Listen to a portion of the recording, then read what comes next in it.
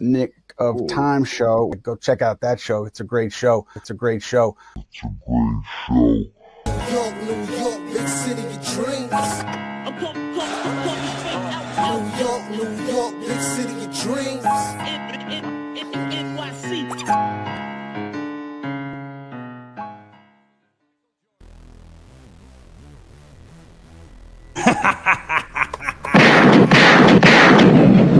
What's going on? This is Jay Ellis from the Knick of Time Show.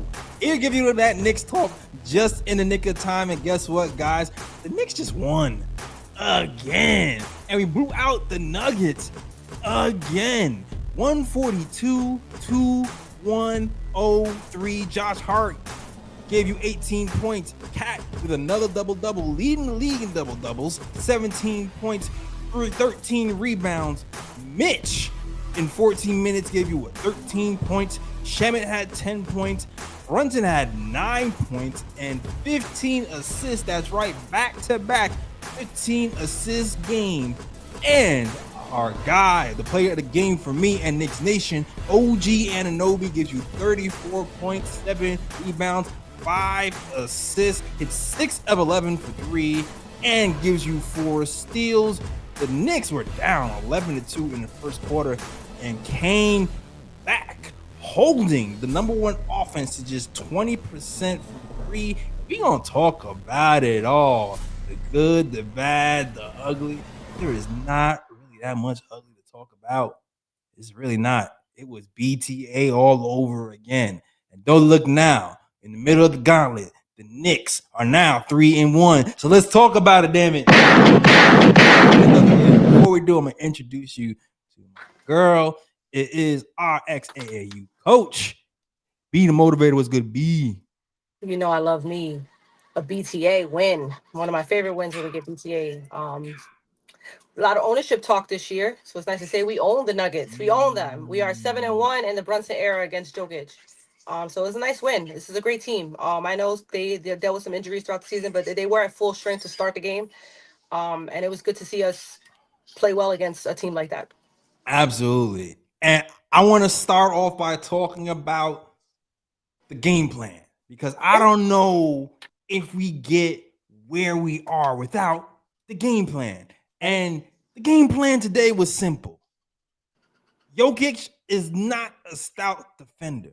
So although the Knicks were missing a bunch of threes to start the game, we continuously forced Jokic to guard pick and rolls and attacked drives and got people involved in the paint. OG Anunoby, one of our best paint finishers, got into the paint. Karl-Anthony Towns got in the paint. Mitchell Robinson got in the paint. I just love the dedication and I loved how we attacked Jokic all night, and we had 42 points in the paint in the first half, 76 points in the paint altogether. The Knicks executed that plan perfectly. B, the motivator, what do you have to say about the plan or whatever else you noticed about the Knicks? I did notice they started off in zone, and I thought that was going to be kind of a problem for us. But I seen that they had to quickly switch because, yes, we kept attacking the paint despite the zone. I love the game plan today.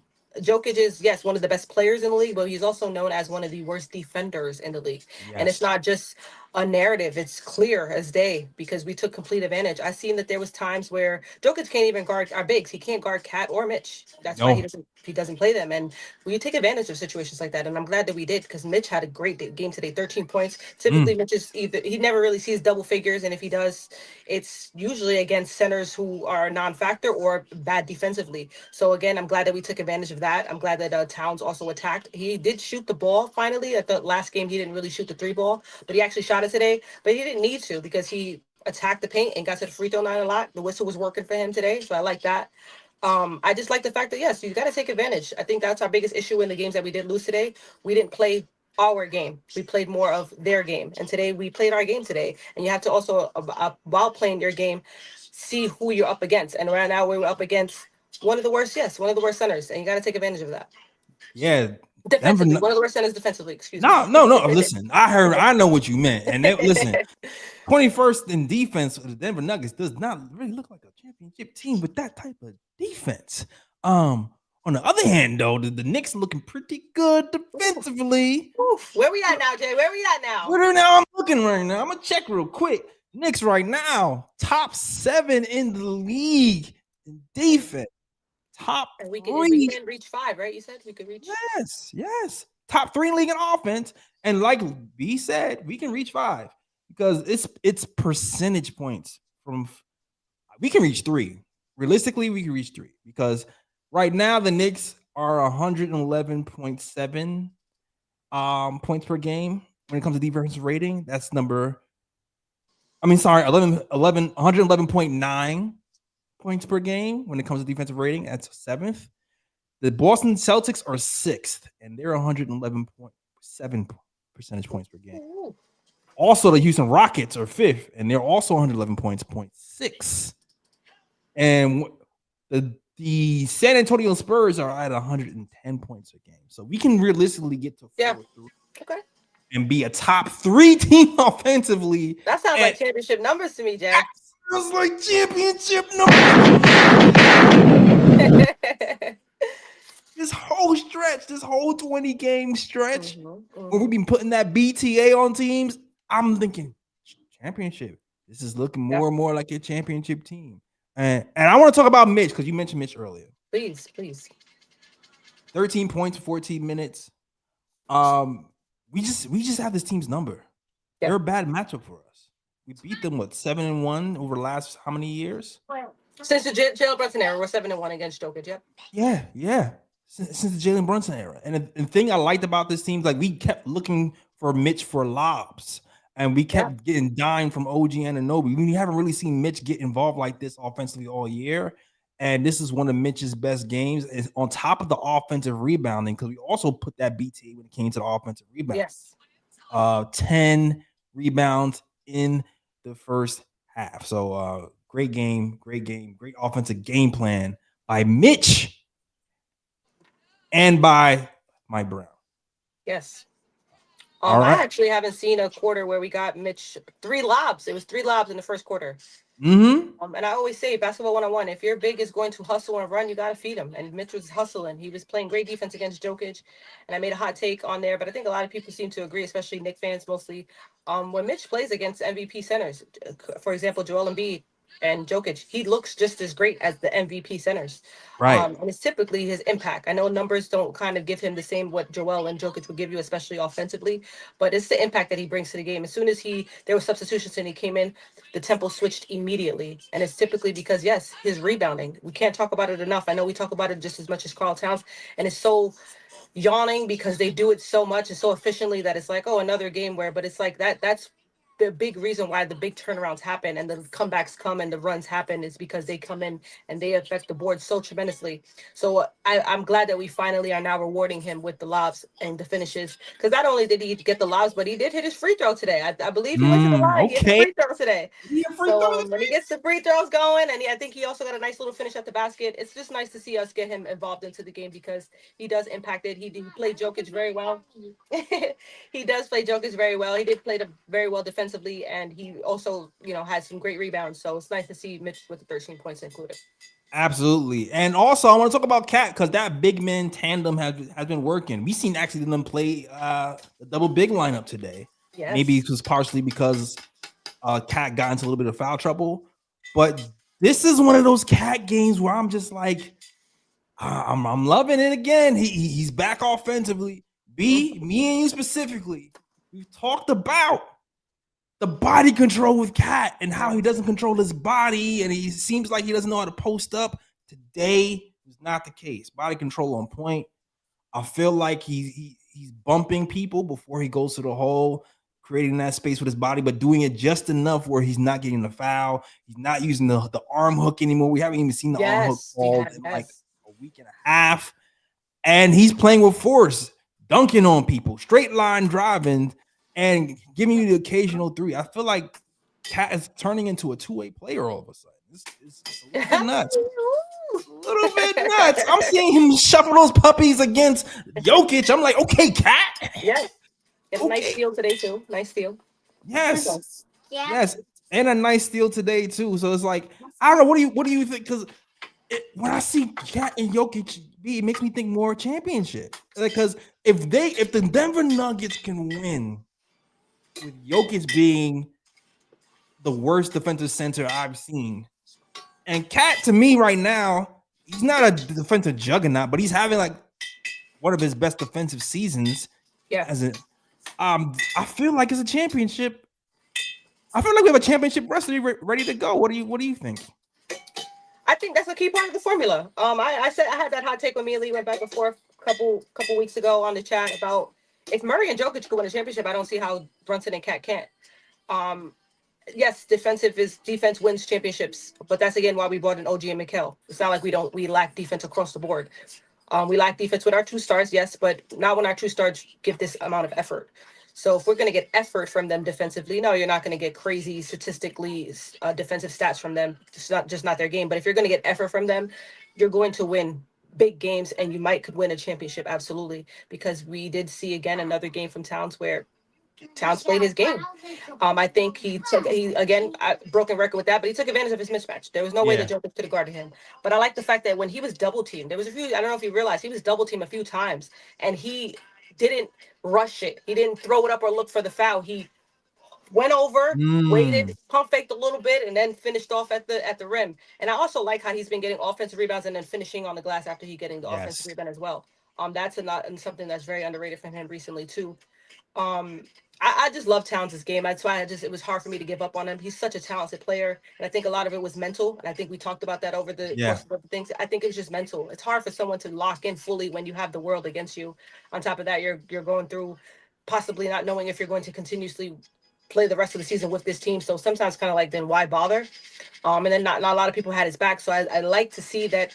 Now we see our captain speak up for him and nice to have him here. We have a lot of guys in the locker room cheering him on, having his back. I like that Mike Brown has stood in his corner too. Never really spoke badly about him at the press conferences. Always kind of spoke faith into him. We did want Mike Brown to be a little bit tougher and get those texts. Yes, we do. But I always saw Mike Brown, still playing him, giving him the effort and showing him the opportunities. And that's the best way you can get these guys to get through slumps. You got to keep playing them. You can't bench Towns. He's just not a guy you could bench despite the contract, but his talent alone. You got to let him play through the rough stretches. So I'm glad that he showed us that Giannis who? Right. But of course, but Giannis talks will always be 6-7-ish because who doesn't want that? But it's nice to see that he's playing well because a lot of the reasons why I believe that we did want him was for the defensive purposes. Right. And I think that with Towns showing this type of effort, it's hard for us not to think that we can't win it all. I agree. And on top of that, the coaching, man, I'm really liking the process for the coaching. I feel like, especially when it came to the second unit, we've had problems posting Towns for long stretches of games. I feel like he posts him too slow.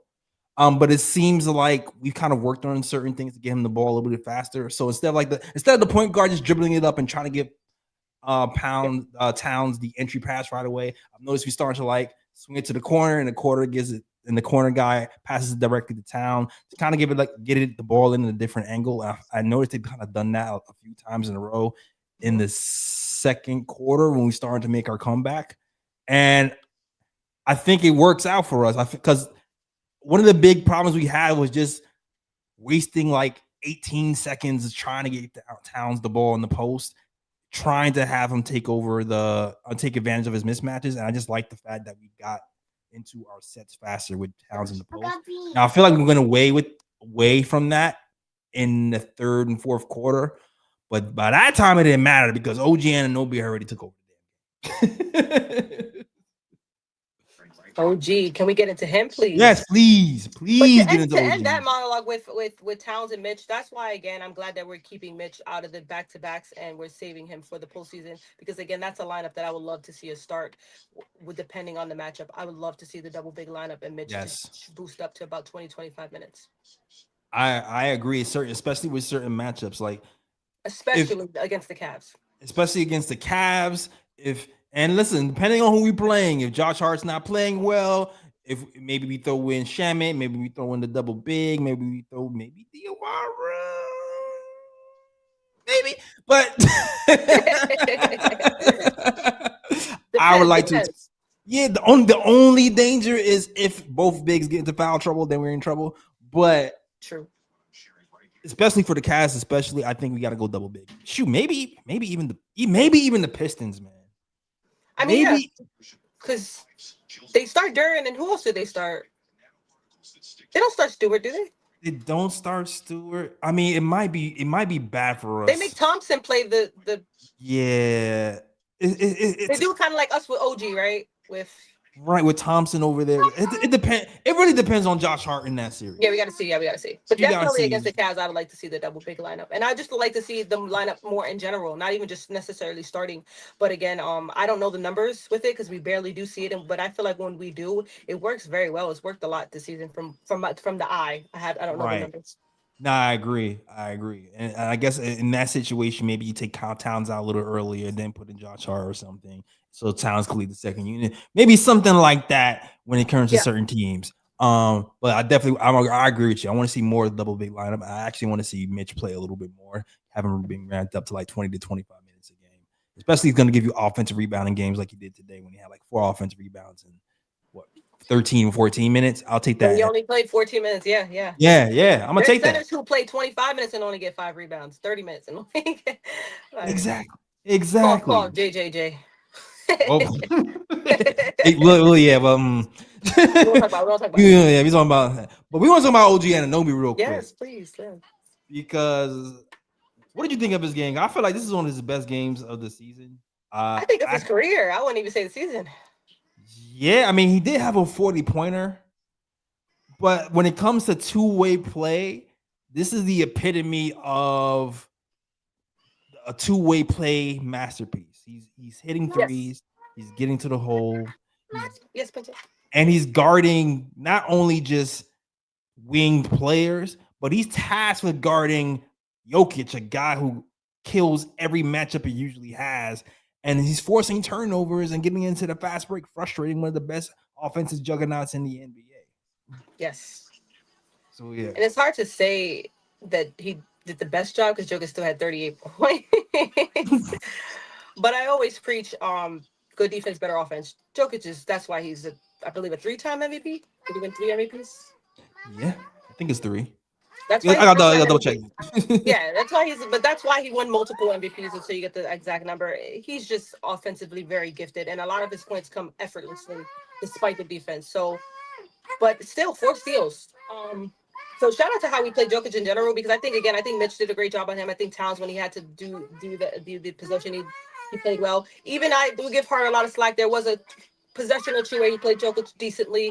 But Mm-hmm. OG, I think that I got to see the numbers. I would love to see the numbers when he was specifically on Jokic because it seemed like whenever he was, Jokic either forced a turnover, which led to him reverse dunking, Yeah, Vince Carter reverse style. dunk. He had a crazy little step back three from the corner.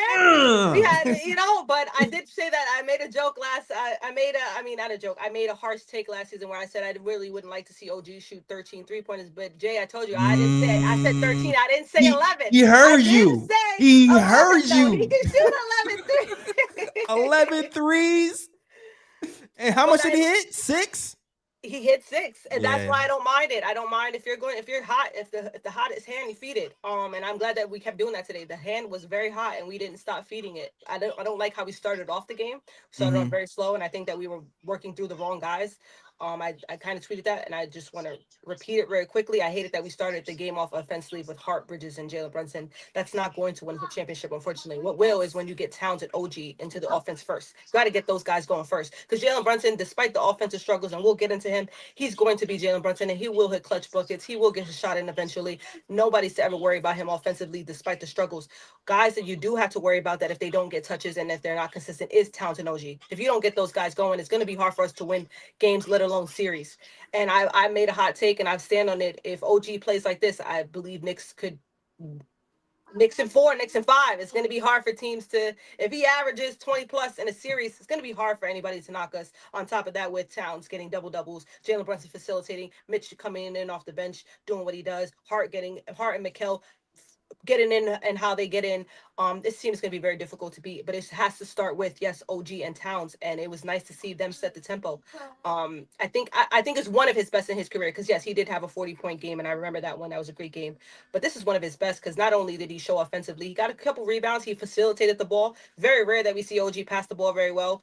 Or pass it in general. He's more of a defensive rebound, offensive type of guy. So it's nice to see that. And then the 4 steals. It was just, if you needed something tonight, he gave it to you. There wasn't anything that he didn't give to you. So and then he shot the ball well from 3. That's why, again, it's hard to give certain takes with this Knicks team, because in the next podcast, we usually have to eat our words up, whether it's Hart, whether it's Brunson, whether it's Towns. But this is why we get on them, because we know it's in them. We don't say these things and then they keep us quiet for so many games, which is very cool of this team. They usually shut us up the next podcast or the couple podcasts after, and that's all we're asking for us to just shut us up. So if OG's going to shoot 11 3-pointers, hey, you made 6 of them. I don't got nothing to say. You can shoot 16 next game at this point. Oh, you heard that, right? But it definitely, when OG plays like this, it's gonna be very hard to knock us off. Now listen, this is why we got Wingstop. We got Wingstop to win this championship. We got Wingstop to hit threes. Whatever you need. Yes. We got Wingstop to hit threes and play defense. And I feel like we struggle for a big part of the season. We were struggling with Wingstop hitting threes. There was maybe playing defense, but not in the threes. And we had to rely on Landry Shamet to kind of do that for us. Yep. But when Wingstop does what they get paid for, we're pretty much unbeatable. And think about it. Jalen Brunson had 2 points in the half, finished with 9 points. And we didn't bat an eye. We didn't even have to sweat. And that's because the other players stepped up and did what they had to do. We were so dominant, OG in particular, OG and Cat in particular, that we didn't even really need Jalen Brunson to carry the offensive load. He can just be the setup guy. 15 points, 15 assists, from Jalen Brunson, back-to-back, 15 assist games, 40 assists within the last 4 games combined for Jalen Brunson. Not bad for people who call him a ball hog. Not bad for people who say he can't pass the ball so well. Not bad for people who think that he's not going to be able to pass at a high level. I've always felt like there is more to Jalen Brunson's game to unpack. I still feel like people forget that this is Jalen Brunson's first team that he's running. He got here 3 years ago, and he's learning to build on the fly. He's learning as he goes along. He came in here as a natural scorer, not a natural facilitator. But the good thing about the NBA and the good thing about reps, you can learn other parts of your game, especially if you're serious about winning a championship and improving like I think he is. So I feel like a couple of seasons from now, especially if we have a teams that we can trust, I still like we're going to start to see more and more of those games where he's going to get 15 dimes because he's going to know, okay, Karl Towns is trailing. I'm gonna give him the ball for the 3-point line. Oh, Mitch is cutting. I'm going to give him the ball for the lob. And I think there is more for Jalen Brunson, the girl, despite other people's trepidation about that. That's where, again, I talked about it in the last podcast, where Jalen Brunson, the separation between him and MVP talks is that he doesn't average much in the other categories. He's very low in rebounds, not the highest in his position at the assist statistically. So, just another scoring guard that's kind of common in the NBA. So I think this is where he would start to separate himself in the future if he continues to facilitate at a high level and then get the points in as well. Because, again, we know Jalen Brunson's going to get the points. But if you get a Jalen Brunson who's averaging 25 plus and then 8 to 9, almost 10 assists a game, and his team is top 3 in the league, I don't see how he can't possibly win an MVP. I just don't see it. That's why we're talking about Cade Cunningham right now this season, shooting the ball well, high in the points per game, get a couple rebounds. But yes, he's also, I think he's top 5 in assists as well, or he's kind of up there with the assists. So that with Jalen Brunson, I don't ever worry offensively. That's another broken record that we have here. He's going to figure it out, whether it's this game, next game, or future games. He's not a guy who's going to average 9 points over a span. Like, that's just right. I just don't see it. And if it does, and we're winning, I could care less what he's doing if we're winning. But we do got to talk about how much turnovers he had in those 40 assists. He only has, I believe, under 5 turnovers. So not only is he facilitating, he's taking care of the ball. So I know that the offense, we would love for it to happen, but I think we only complain about it when a loss happens, as we should, because When a loss happens, we want everything to be clicking because it could lead to a win. So if we lose and Jalen Brunson's not scoring, it's maybe if Jalen would have woken up. If we win, but we're winning. We're winning, Yeah. and we're winning we won against a great team. Again, like you said, they're number one in offense and they're number one in 3-point percentage, and we held them to 8 to 40. And we held them under what they had 103 today. Yeah, 103. So I could care less what Jalen Brunson does in the offensive department because he's setting his guys up. These are things that we complained about all season. We want Towns to get going. We want OG to get going. And the last thing, OG, it's nice to see him drive. We know he can shoot the 3 ball. He was one of the best, especially in the corner of this season. But it's nice for him to finish in the rack. And a lot of that has to do with just the attention that Jalen Brunson gets. These teams aren't coming in and worried so much about Towns and OG offensively until they have to. Right. And if they're not going off, they don't have to worry about. But every night you have to worry about Jalen Brunson. So I think a lot of teams, that's where his issue is coming. And I think I made the little joke, but I do think that a lot of it is because he's trying to change his game, and it's hard to change your game in the middle of the season and try to do the things that you're used to doing. He's used to coming in and holding the ball a lot, dribbling a lot, and shooting the ball. That's just what he does. So for him now to look for guys, I think that kind of throws his offensive game off a little bit, which is why I believe right now. I made the joke. He's doing a little Kobe. He's like, I'm not used to this passing, so my offense might not come. Yo, I completely agree with you. Right. He's such a great player that I wouldn't be shocked that it comes together eventually in time. That's why I'm glad this is what we've been craving for. I'm glad that he's doing this first, though, because when you get your other team involved, this is why we kind of fell short last season. We relied on one player too much, especially towards the end. And sometimes the engine runs out. He's only human. He's one player, and a player doesn't win a championship. Your team does. So again, I like to see his team continuously getting them involved, and I wouldn't be shocked if Jalen starts to pick up his offensive game and keep the facilitation going. Yeah, you killed that. Now I agree. I absolutely agree. I just feel like as time goes on, he's just gonna pick apart teams even more, and I can see the trajectory going up. And once you marry that with the shot making, it's over. Yep, it's absolutely over. And for real. And back to OG for a second. I feel like he was so great. He was so great today. We gotta get. Seriously. Every time in the chat, we kept going, OG. I was like, what? When he hit the double clutch, I was out of my mind. And the thing is, I found it's like it really feels like he figured out he's just bigger than everybody. He is a matchup problem. When I'm looking at the Nuggets, I'm like, yo, who is gonna guard this dude? The only one who I can see physically possibly hang with OG is maybe Aaron Gordon, maybe. But I mean, he had 34 against Aaron Gordon today. But I feel physically, yes, physically, most definitely. Right, but it's like once you get past him, you got the Munchkin lands over there, right? And then you got Jokic. I just feel like he did a masterful job controlling the game, and I thought JB did a really good job getting out the damn way. Yeah. Yep. Like there was a time where the first quarter, Josh Hart was thinking up the place, we fell behind a little bit. I saw JB look Josh Hart off. Yep. He was wide open in the corner. He looked him off and shot a contested turn fadeaway mid-ranger. And I was like, he lost the trust. He lost the trust in him. Now he got it back to him eventually, maybe 4 plays later, because then JB realized he didn't have it going either. But by the end of the game, JB went to the corner and gave OG the ball. So back to the predicates thing about trust. When guys are hot, when guys are making plays, it seems like Jalen Brunson is more and more willing to trust him. I saw him giving the ball up to Cat a lot either, because Cat had it going. He's like, you know what, Cat's in the post. I'm giving you the ball in the post. I think trust is building with this team. And with Jalen Brunson. I wouldn't disagree with the trust, but I think a part of being a great point guard is high IQ.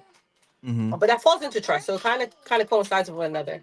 But you gotta, as a point guard, you have to understand that this guy is not on right now. I have to feed the hot hand. So I agree with you. Right, but like how much do we usually score by committee? Mm-hmm. How often do we really feed the hot hand on this team? Like as good as we are, today was like a hot hand game. Today, I saw Mitch get buckets early, and they kept giving it to Mitch. I I saw OG get buckets and they kept giving it to OG. I saw Cat go to the post and they kept giving it to the post. I felt like they were just riding hot hands for long stretches of games, and I'm not used to seeing that all the way all the time. But that's just maybe somebody else is in the comments see something else, and Jay Ellis, you're wrong. I'm open to being wrong, but that's the way I've seen it for most of the season anyway. No, you're right. You're right. Because there was a few, you know me, big Mikal fan. There was a few games where Mikal was hot, and I was wondering why we didn't continuously go through him. I did see it in those type of games. It's rare that we don't usually feed Brunson. Exactly. When Jalen Brunson is hot, we usually keep it in Jalen Brunson's hands.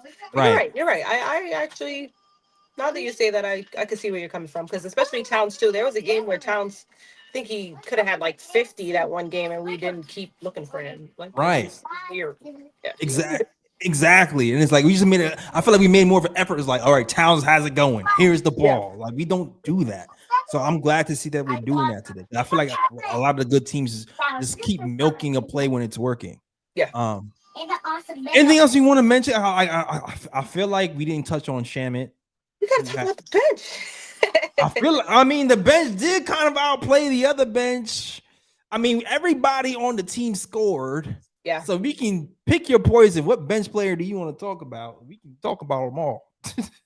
I mean, I want to kind of go through the quick list because the chat already kind of discussed it. Dadik, he said, you guys like Diawara? I can show you what I got if you give me some time. He came in, three-pointers. He had 11 points in his little bit of minutes. I like that he's shooting the ball like Diawara with confidence. There was no hesitation. He let it fly, and it kept going in. And if it's going in, I think that's the big thing we finally saw. If it ain't broke, don't fix it. Just let it keep flowing. And I think that's the biggest issue with the Knicks this year. There was things that were working, and then we would play the next game and not do the same thing. And if the team is letting you do what you do, keep doing it. So I'm glad that Dadik, it was nice to see him.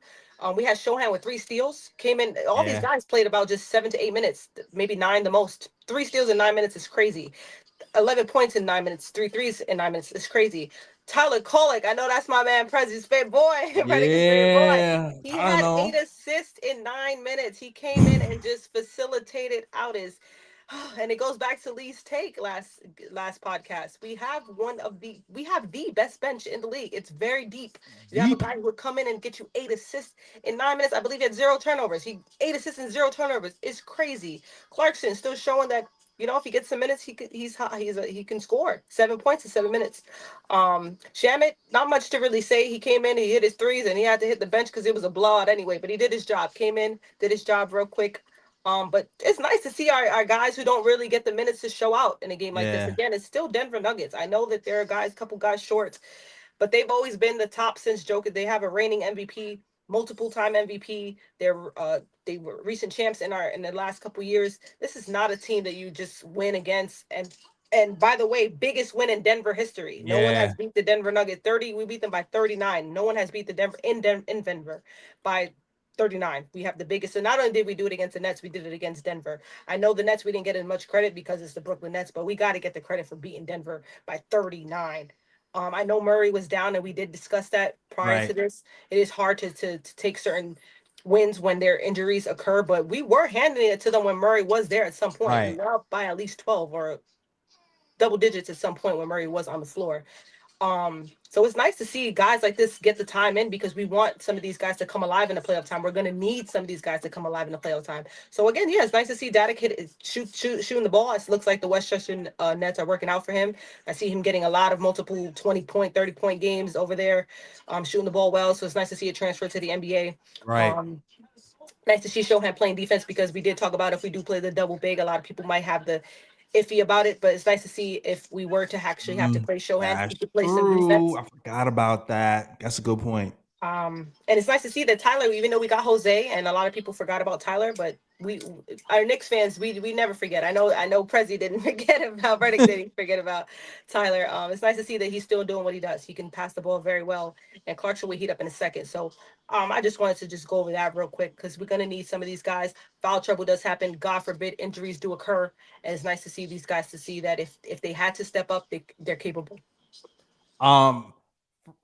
First, I want to talk about Bacom Daddy just a little bit. It's just nice to see him confident because this is almost it's almost the end of the season. It's third season with us, right? Third season? I think it's the second season, right? Am I bugging? Is it second season? I think it's the second season. I feel like we got him last year. Correct me if I'm wrong, Yeah, Chad. Chad, help us out with that. Is this Daddick's third season or second season? I believe it's the second season. I think we got him last season. Okay. But the thing about Dadier is this. If I'm Dadier, I'm supposed to be higher on the pecking order than Diawara. Diawara comes in here, takes my cookies. He's playing under Mike Brown. He's getting all the praise. He's on national TV hitting 3 threes in a row. And I've been here longer than him, and he showed me out. If you're a competitor, you gotta look yourself in the mirror and it's like, yo, I had the shot first. He has my same wingspan. He has my same or similar. I came in being touted as the better shooter, and he's out shooting me. Yeah. What do I have to do to get back in the good graces? They want me to be aggressive, so I'm gonna be aggressive. Today was like the most aggressive I've seen him. And I would have to think watching Diawara do what he does, he had to feel inspired because he came in here and did that thing today. And especially considering he's been doing stuff like this in the G League all year. It just has not translated. So even though this is a blowout game, there's no pressure and all that other stuff, doing on the NBA stage first, get the monkey off your back. Maybe if you get another chance a little bit later when there's a little bit more pressure, you can do the same thing. I feel like this is a nice little gateway game for him to maybe see if you can duplicate this a little bit later. Maybe not this season, but listen, you didn't get traded. Right. So who knows? Maybe might not be with the Knicks. Maybe be somewhere else. But you need to get in the NBA and show that you can do something. So good game, my Dottie and Tyler Kolek, who I'm sure is pissed that he's not playing. And to be honest, I'm not even like I don't see. It's funny. I saw Tyler Kolek playing in the playoffs before all this stuff happened. I don't see it happening now. Yeah. And it's because kind of a good news a little bit because there's been some news on Deuce McBride from Ian Begley. He pretty much said that he's still kind of how did Ian Begley put it? The timetable is still in the right direction, though. Right. The timetable is still the same. He's heading in the right direction. There has been no setbacks in his rehab. So the timetable has been 6 to 8 weeks. I don't know how long it's been since that's happened, but he should be back for playoffs. And once he's back for playoffs, that puts Tyler Kolek even further into the depth chart. And who knows how he plays? Who knows if he even gets into rhythm before the playoffs and who's in and who's out? But I would expect that he's going to play a little bit, maybe cutting into the Awara minutes or other players' minutes, maybe Hart's minutes. Who knows? We'll see. It's going to be tough. Yeah, it's going to be tough. But it's nice again. That's why again Lee had one of the greatest takes on here. It's a pleasure to have because I think with the fact that if God forbid Jose maybe gets into foul trouble or McBride's not shooting well and Brunson something's off with him, we then can insert Tyler Kolek. That's a lot of depth, and this is something that as we all are Knicks fans here. We've been for quite some time. The point guard position has been a problem for us for not just a year or two, for decades. We have been trying to find a point guard. So the fact that we have a leader and our leader also has not one, not two, but three backups, this is a great problem to have. Yeah, especially considering we came into the season not really having a guy who can break down the defense off the bench. And Jose does that for us, and so does Tyler, but Jose does it with a little bit more defense. So it's good news for us. It's good news for us. Hard decisions to make for the coach, considering that now we have a bunch of guards to kind of play, and maybe you still want some size in DOR to help us play some defense on the other side of the ball sometimes. It's going to be a balancing act and something to look out for when it gets to the playoffs, for sure. I mean, but the good thing is winning is contagious. I think that's why we don't see a lot of frowny faces, and we do see the guys come in and still do their jobs. I haven't really seen anybody come in and give ASS energy. They come in and they were still playing hard. Mm-hmm. They're still playing hard. So I think it's just simply because we're winning and we're winning at a high level. So I haven't seen Tyler come in and pout. I see him just come in and still do his job. I haven't seen really anybody come off the bench and just mope. I've seen that throughout the NBA. I do watch other teams where sometimes if they're not getting the minutes or they're not playing as much as they think they should, they tend to play a little differently. Again, we've seen it in the beginning of our season with some of our guys not knowing if they were going to be here or not. So it's nice to see that despite even Clarkson minutes dipping or not playing at all, that these guys are coming in and still just playing as hard as they could possibly play. Absolutely. Absolutely. Oh, you know what? Salute to the chat too. Macomb Curry. Macomb Curry for three. What, three threes? I never seen that man so freaking aggressive. But shout out to the chat, man. Put that B to A today. Doing well in the gauntlet, as they say. All right. 3-1 during one of the toughest stretches of the season. Shout out to the chat. Shout out to Saddleberry. Shout out to East Blue Drew. Shout out to Nick Yak. Shout out to Fritz, who's the best mod in the game. Shout out to Stanley Novak. Shout out to who else? The Predicate always here rocking with us. Shout out to Myth. I saw my girl in here. I think I saw my girl in here. Where's she? Shout out to East Blue Drew. Shout out. I saw one of the ladies in here. Where are you at? Where you are? Seen her. Yeah, my girl Kim. Yep, I saw her. Ken Doc in here. Shout out to Knicks Nation. Shout out to Kim Doc. Everybody else is rocking with the KOT show. If you like that show, hit that like and subscribe. If you here celebrating the Knicks win at 1 a.m., you are a true Knicks fan and a big fanatic just like us, and you belong with us. So if you feel like you belong with us and you're crazy, 1 a.m. talking Knicks basketball, hit that subscribe button so you can enjoy it in the glory. It's Friday night. Yeah, enjoy it. I feel like there's gonna be more glory to come, more BDAs to happen. We're gonna play LeBron his washed ass on Sunday. All right. The Lakers are struggling against plus 500 teams, so hey. I remember a bunch of Knicks fans talking about, oh, we need Ayton in the Knicks uniform. Dude, I was like, this overpaid, no defense. The guy that JJ Redick is benching, that Yeah, guy. him. Knicks fans was having Ayton, he's the top. Like, overrated. Yes. I think to his defense, a lot of it, I don't think it's talent wise. I think it's mentality. I think that he's a very lazy center. I agree. That's a position you cannot be lazy, and you have to be. That's why again, Mitch is so impactful. He's going to rebound at a high level despite not being an offensive juggernaut and not doing anything else in the game besides being a great rebounder. And when I say anything, you guys know what I mean. There's other centers who are just a little bit better at a lot of things. And I did want to just point out really quickly, Jokic is 20 triple doubles away from passing Russell Westbrook. And we did have a night where you're not getting a triple double against us. That's something that is very easily obtainable for Jokic. He just had one last night, and we kept him short. Yes, he had 38 points, but he only had 8 rebounds and 5 assists, and that's typically not a night for Jokic. Jokic usually gets double-digit rebounds. He's actually the one above Karl Anthony Towns right now, I believe, in rebounding. And I think he's also the one that was kind of above, or he was neck and neck with Towns. I think Towns just passed him with double doubles this season. So Towns is in great company with guys like Jokic when it comes to double doubles or when it comes to rebounding. So the fact that Towns not only out rebound him, we did cut him short from having making history by only being 19 short from Russell Westbrook. So he's gonna have to get that 20 somewhere else, but he didn't get it against the Knicks. Absolutely. And we listen. He had 38 points, but. That's Jokic. Don't get it. Yeah, like we made him work though.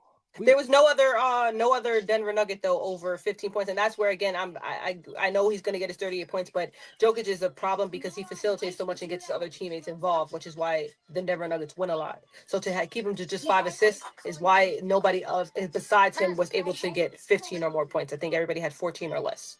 Right, and I think we just. For a good portions of the game, we double teamed him strategically and got steals because of it. I think he got a couple of turnovers. I think those 2 turnovers were from OG Anunoby specifically. He sure was.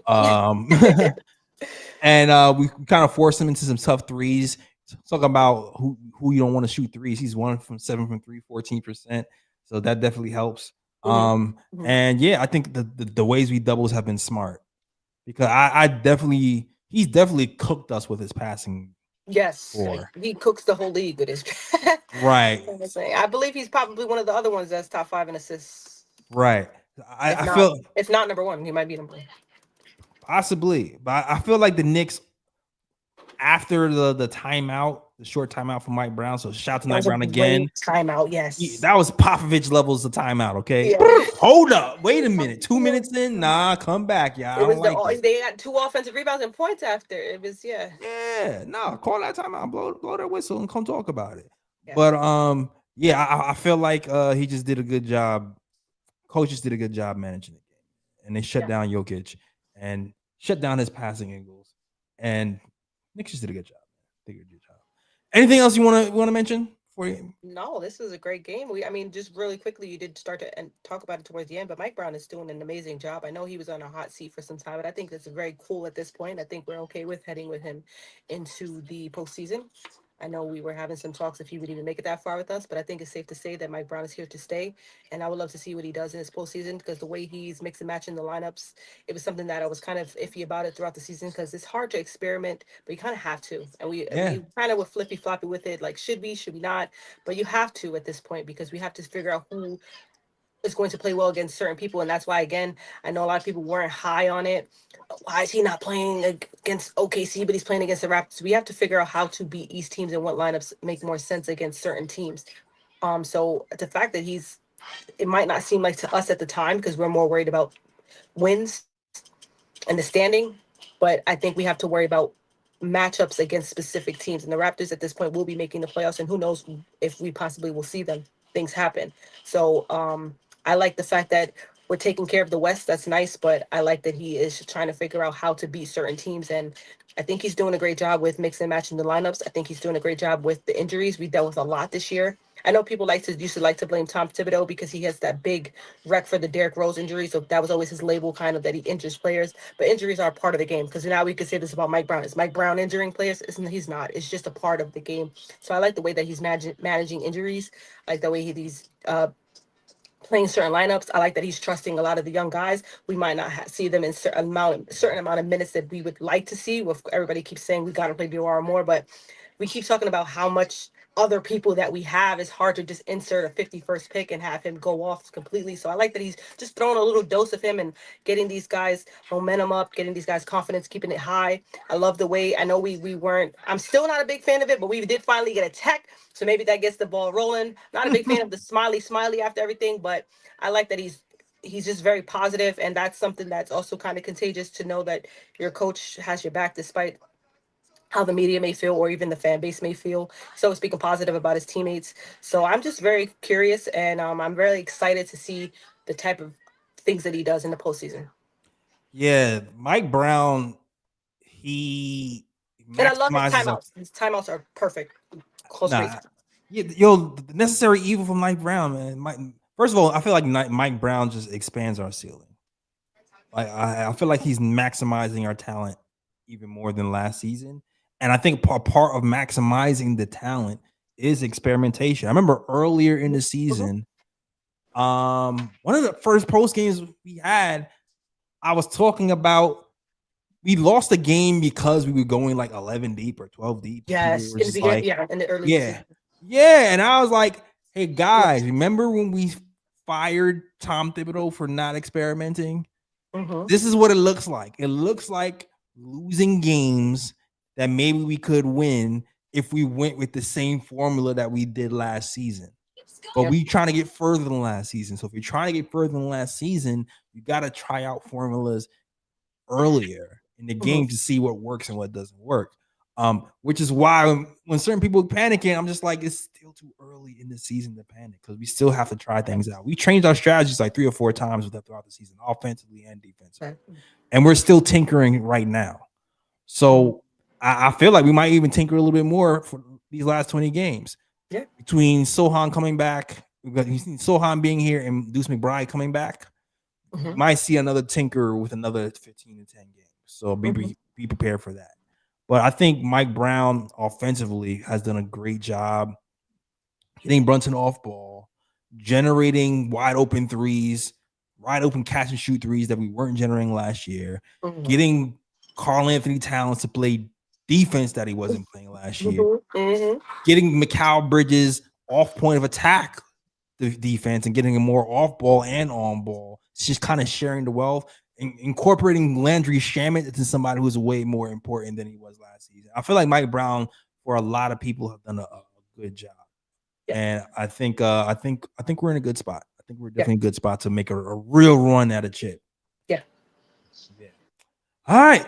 I have a hot take, but I'll save it till at the end of this, and then I'll save it for Sunday.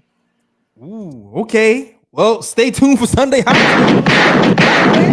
of, yes, make sure you guys tune in. I am actually going to be on Dexter again. Yes. So shout out to Dexter. Shout out to KLT for the reason why a lot of these opportunities come is because I'm able to display my platform on this. So Jay, always big shout out to you. I thank you so much for trusting me, having me, and keeping me. Thank you guys in the chat. You guys, I have a lot of people who follow me on Twitter and keep my posts going, interact with me. That it does get viewed a lot, and I'm able to put my opinion out there, and a lot of people do watch it. So, and it's because of you guys. So I thank you guys so much. Thank you, most importantly, Jay. But yes, I will be on Dexter, and Fritz will have all that nice stuff for you guys in the chat. So make sure you guys absolutely. Shout out to Fritz too, of course. Yeah, of course, man. Of course. Listen, man, talented, man. You very talented. So very proud to have you on this show. You killing it as always. I know you're gonna kill it on Sunday with Dexter. So tell Dexter I said what up. I will. All right, and you guys definitely gotta check out my guy Dexter, one of the nicest dudes, one of the most nicest, genuine dudes on freaking Knicks Twitter, planet space. Definitely gonna check that show out. I'm pretty sure you're gonna kill that too. All right. Oh, now it's time for the other part of the show too, though. Yeah, bruh. The bro picks, man. The bro picks. Bro picks are something stupid, dumb, idiotic that you want to point out and say it's stupid, dumb, and idiotic. I already know that B had a bro pick in mind, so I'm just passing the rock. I actually have two. One comes from this game. It came from Cam Johnson. I don't know if you saw. He had like he got a lob thrown at him. He could have went easy for the layup, but he like took it down and pump fake, and then he went and blown the layup. And I'm like, bro, that was a dunk. You could have dunked it.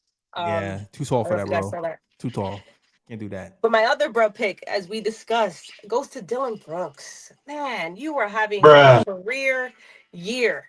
And just like that, things can happen overnight because of pure stupidity. I believe he's old enough. He's not a rookie in this league. He's not even a sophomore. He's not even a third year. He has been in this league for quite some time, where you have to understand that things like this could either get you kicked out of the league or at some point damage your reputation in the league. But he got caught in a DUI. I'm not necessarily sure. I believe if he was smoking and driving or if he was drinking and driving, not 1,000% sure. But either way, he was driving under the influence and he got caught.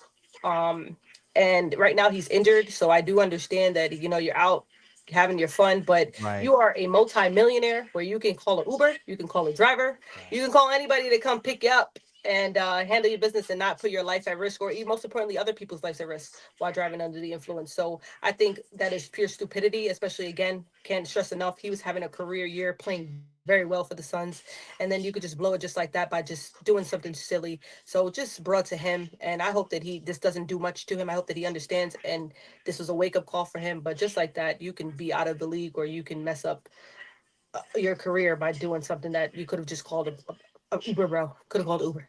Bruh. We were rooting for you. I feel you. Like I was like, dog, like really? You gonna get a DUI right now at this grown ass age? That's what we still doing. Come on. Ooh, get the Uber, man. Just get the Uber and keep it pushing. I know you got a shorty you could have called too, like somebody. Or two somewhere. Yeah, like and I'm kind of shocked. Something. Yeah, and I'm kind of shocked that we actually seen the video footage on. I never seen actual video footage on about NBA players getting arrested. It's strange to me a little bit. I kind of feel like the NBA is such like a corporate wall. I feel like they usually hide a lot of things. Yes, they hide a lot of stuff. So the fact that came out and he was caught in 4K, because that body cam footage that he was on was very crisp. I mean, you can't mess with LeBron and get away with a lot of things. Is that what it is? I'm like, somebody pissed at him because that came out. LeBron, I'm sorry. I'm saying somebody, because look, the league usually makes stuff like that disappear. So the fact that came out is just kind of strange to me. I'm just pointing that out. I'm just saying. Yeah, that's why you can't put anything at risk. You never know. Like, it's just silly. It's just silly. Right. For real. Oh, I forgot. What's your topic? The Melo comment Oh, can we please talk about it? Because no Melo disrespect is tolerated. Yeah, in no, KOT. no, No Melo disrespect is tolerated in Knicks Nation. Anywhere. nah, man. Listen, okay. Yes. I don't understand. I don't understand the vitriol for Melo for the comment. And I'm sorry. I'm going off of memory. I'm a little bit tired right now, but I want to talk about this because I mean, if you could, because I just saw like the conversation on Twitter. I didn't necessarily watch the interview or the comment in itself. So what did he say specifically? Like, what do you remember what he said? I think the word that people getting caught on was mature. I think that's the word that people getting caught up on, because the way I see it, he was explaining, and Jason Tatum is coming back, and he doesn't want him to disrupt what's going on in Jaylen Brown's team, and he wants him to be mature and not kind of disrupt what thing is going on. And I kind of people were kind of giving Melo flat because he hasn't really won. And he's like, why are you trying to show people how to win? And then it was gonna kind of getting on him about using the word mature, like he's Oh, okay. like, I feel like they felt like Melo was implying that Tatum wasn't mature, and I don't think that's what he was saying. I kind of feel like athletes, especially championship athletes, especially athletes in the NBA in general, they have a bravado about them where I'm the man. I want to take over games, and this is my team. And you come back thinking everything could be the same thing sometimes, and you have to kind of adjust. And it might be a tough adjustment for players to take a step back. Mhm. And I think that's what all he's saying was ease yourself into it and not to mess up the chemistry that's already being built. I don't think he's saying mature like he's actually an immature person, but it does take extra maturity to look at yourself and go, I need to take a step back and ease into this, because this is their team, his team right now, Jaylen Brown's team, and I don't want to disrupt that. I think that's what he's saying. I don't think he's calling him immature. I don't know how you see it. That's how I see it. I mean, I've read on it. I didn't watch it, because there's a big difference between reading something and watching it, vice versa. There's a difference between watching something and reading it. So I only read on it, and I did read those comments specifically about people just disregarding the fact that Melo hasn't won. And my take on it, as I think experience is the best teacher. There's a lot of people who can't speak on a lot of things because they didn't experience it. And Melo is allowed to speak on certain things because he might not have been the prime example of something, but he did experience being in the league for 15 plus years. And he was at one point probably an immature player who's rushed into a lot of situations. Right.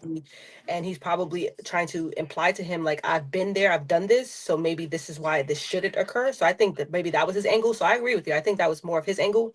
And I also have to just give my take that I was having in the chat today. I hate that the whole Melo has never won theory of not a winner. Melo has 3 gold medals. That's winning in itself. And Melo was also a freshman that won on one of the hardest championships to win in basketball in the NCAA. That's not an easy championship to win. There's a lot of lottery picks. There's a lot of number one guys. There's a lot of guys who are highly paid right now who's never reached that level in college. Why? Because it's difficult. It's not easy despite the talent. So Melo does have a little IQ on winning. Might not have done it in the NBA specifically, but he is why Denver and the team that the 2 teams that played and discussed today is why there's any relevance to them, is because he wore both those jerseys and he wore them proudly and he won for them, not at the highest level, but he did put those teams on the map. And it's not because he was a loser, it was because he was a winner. So I think that he's allowed to speak on it, and I think that mostly came from experience. I think that he experienced a lot of the things that he discusses on his podcast these days, and I think a lot of people just have to understand that he's not comparing or he's not speaking for himself. I just think that he speaks from experience. Right. And I think, and to speak on your experience point, he's been the man on 2 different teams, right? The Knicks and the Nuggets. But there were times where he had to join OKC, and he was like, the bench, they want me to come off the bench. He had that whole moment. So, like, I feel like when he's talking about being integrated into a team that's not his, I think he's talking through that perspective of he had to humble himself to fit into a team that wasn't his. And I think people are kind of talking about it the wrong way. is like he's talking from his personal experience. He's not talking to downplay or belittle Jason Tatum. Yeah, because no, Jason Tatum doesn't give immaturity at all. Yeah, exactly. And on top of that, this might come off the wrong way to some people, but Say it. I'm gonna say it though, because listen, people get on Melo for not winning. And not to say Melo doesn't have his flaws, because every player has flaws. That just is what it is, right? I do not believe that if you put Tatum on the Knicks during that Melo era, the Knicks are all of a sudden winning a championship.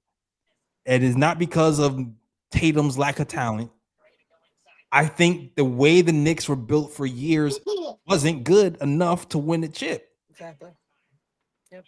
Melo or not. You know what I mean? I feel like we had Andre Bargnani on this team for 3 years, stinking up the place. All right. And the best, like, PTSD, Jay. Listen, we had Bargnani and Jose. We had freaking Derek Fisher coaching this. We had some dark times, okay? We had some dark times. So when I understand people saying Melo's not winning and Melo can't win, but like Melo is a baller. He's one of the best scorers in the league, mid-range assassin. There was a time when Tatum and Melo was being compared. Yeah. So it's like, don't downplay Melo because he didn't get a ring because of the circumstances, because he's elevated 2 teams out of the doldrums. Nuggets didn't see a playoff. Nuggets did not make the damn playoffs for years until Melo got on that. Yep. And it's saying, and neither did the Knicks, yeah. And neither did the Knicks. So put some respect on Melo. With those bummy teams. with a bump, Aaron Afalo, a bunch of. And I made the crazy take. I said again, who's the one who won the MVP? Not Tatum. It was Jaylen Brown. And who's the one that has them in the second place right now? Not Tatum, Jaylen Brown. So right. Yeah. I'm just saying. And nothing to take away from Tatum, but again, just to stir up a little bit in the chat and in the comments later when we post to YouTube. But do you guys think that Tatum would, if you had to switch Tatum and Brown was out for the season and Tatum was playing, is the Celtics still the number 2 too? I honestly, I have a weird. I had a thought. As good as Jason Tatum is, I do feel like, you know what, I feel like one of the biggest reasons why the Knicks beat the Celtics is because the Celtics were too reliant on 3-point shooting. Yep. I actually feel like, even though people may say Jason Tatum is more talented scorer or whatever, I actually feel like if they went more inside out with Brown first, it actually makes more sense. I feel like it actually might be easier for them to win if they went through Brown first. In general, this is a damn hot take if you ever heard one. I'm not even talking about this season. All right, that's my hot take. All right, that's say it, Jay Ellis. I'm just saying, inside out works. I mean, that's how they won the first time. That's how they weren't. I mean, they shot threes a lot, but they weren't. It wasn't as they weren't as reliant on it as they were in the season that they against us, like the way they were against us. I'm just saying, it just makes more sense. Yep. Well, yeah, we'll see. We'll oh yeah, I mean, somebody did put another bruh pick in there, and I think it was, yes, I forgot about that comment too with Giannis. That is a bruh pick. He doesn't want to play with a ball dominant guard, and then he's slamming the ball up against the mat because his team was up 15 and they lost by freaking 30 eventually. So keep having fun playing with whatever point guard you're playing with right now, because the point guard that's ball dominant has just had 15 assists again in back-to-back games. So how about that? I think maybe, maybe that Jalen saw the comment and was like, oh, okay, you don't want to play with a ball dominant guard, but I could pass, bruh.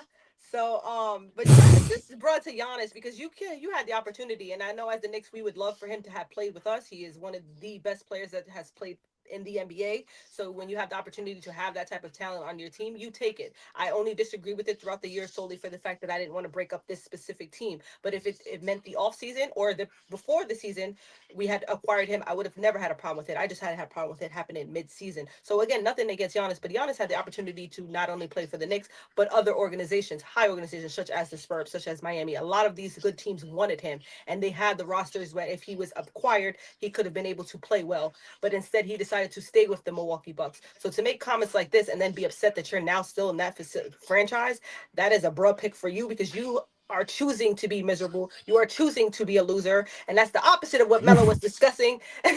You are choosing to be whatever it is that you want to be right now and prove a point and be a leader or whatever it is. But that was, I think that's literally the perfect example of what Melo was not talking about. He was not saying whatever Giannis is trying to prove right now by staying in Milwaukee, because if had you made the choice to leave, you could have been in a much better position. But instead, you're now making comments that are kind of, I didn't necessarily see it as a bash, but I just felt like he's clearly taking the Knicks off of his list when he also clearly hinted that he wanted to play for the Knicks. So it's like, bruh, make up your mind. Tell us people where you want to go. Speak up for yourself. Stop having all these insiders spread all these rumors and kind of giving you this really bad narrative or this look right now, kind of tarning your reputation, because a lot of people were with you at some point for the sole fact that you were this loyal, you was ride or die, and you're Giannis. But now it's kind of looking like you're just doing and saying whatever, and it's a bad look because I think there is a lot of other top 10 or 15 players right now. If they had the opportunity to play with Jalen Brunson, they would have taken it.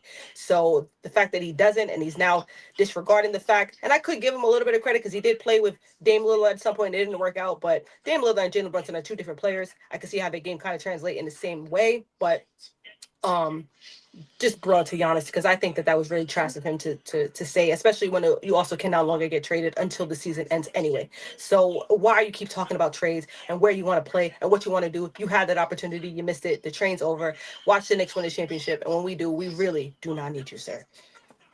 Sheesh. Bruh. I'm gonna say this. Well, he's not a loser because he got the chip, so I'm gonna put him loser. No. I understand what you're saying. I understand the sentiment. I understand the sentiment. You got emotional, you know what I'm saying? You got a passionate. I was being emotional, president. Yeah, but I understand what you're saying. I understand what you mean. My thing is this. Do we trust what this random paper said? Who like where did this quote come from? Bleacher Report, so yeah. It was Bleacher Report? Oh, my bad. I don't want to trash Lee's workplace. Yeah. That say a lot, but still, the fact that it's being said, it's like it got to come from something. I think that's the only reason why I'm not crashing out, because I don't know who's reporting it exactly. So when it doesn't come from certain people, I put a question mark and go, is this real? Or is this, or are people pushing stories for propaganda and clicks? Because if it's real, go off, queen, you know, all that stuff, loser, you want to do it yourself, blah, blah, blah. But like when it doesn't come from certain people, I like put a question mark. I'm like, this could just be some manufactured bullshit. It could be. But I'll hold judgment. Now the thing that you said that I think everybody could identify with and is where I do not like the fact that he's not stepping up and saying, I want to go here. He's trying to play the nice guy role. He's trying to, you know, placate to the people. And I feel like when you don't look out for yourself for too long of a time, you end up getting screwed. And I feel like he's screwing himself. He might have screwed himself out of an opportunity to go somewhere sooner, faster, for less pieces. So I do agree with you on that point. Like, stop crying, stop talking about it, shut up until it's trade deadline, until the summer. But yeah, that's it. That's all. No, I agree. That's just my main take on it. I did have to rant just a little bit, but I do agree. That's my biggest flaw with it. The fact that this is not just the first time an insider has made a rumor up for Giannis. It's been all season. Had these insiders keep speaking for him. He has yet to speak for himself. And when he does, he keeps talking about how much he wants to stay in Milwaukee. So it's just who is right or wrong. And I think if you just clearly say it, not just subliminally say it, we could have a better understanding. But we'll see, because he can be moved this summer. He can be moved. If not, I believe he only has 1 year left in Milwaukee. Right. But we'll see. We'll see. No. I feel like this is his last. Yeah, I feel like it's 1 year left. There's 1 year left, yeah. Which is why they wanted to move him, because then they would have to renew the contract, right? Right. Exactly. Okay. Yeah. Exactly. That's all. Like, yeah, you gotta eventually speak up for yourself. Especially, I don't know anything. I'm not a man at all, but as a man, I believe that you do have to speak up for yourself at some point, or you're gonna allow. Because in gossip, we talk, and he said, she said, and I know as a man, you gotta that's not what I said, and I don't know, but I'm not a guy, so I can't really speak on what a man would do specifically. But to me, I wouldn't allow a lot of people to continuously speak for me and then also spread false narratives. I agree with that. That's weird. That is weird to me to like. I understand you want to use your agents to do your work for you sometimes, but then when it seems too covert and sneaky, it just feels weird to me. Yeah, that was a JB shot, clearly. Yeah. Or OKC. Who else is ball dominant? He doesn't want to play for the Lakers, obviously. I don't know. Who the heck is he talking about? JB? That's the only person I can think of. Yeah.